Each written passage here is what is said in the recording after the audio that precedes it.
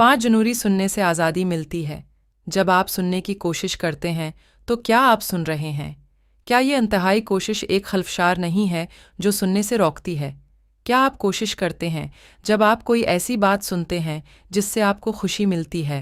आप सच से वाकिफ नहीं हैं और न ही आप बातिल को झूठ के तौर पर देखते हैं, जब तक कि मुवाजना, जवाज़ या मज़मत के साथ आपके ज़हन पर किसी भी तरह की कोशिश काबिज़ हो।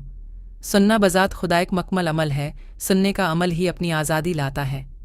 लेकिन क्या आप वाकई सुनने या अंदर की हंगामा आराई को तब्दील करने के लिए फ़िक्रमंद हैं? जनाब, अपने तनाज़ुआत और तज़ादात से आगाह होने के मानी में उन्हें किसी ख़ास तर्ज़ फ़िक्र पर मजबूर किए बग़ैर अगर आप सुनेंगे, शायद वो मुकम्मल तौर पर ख़त्म हो जाएं।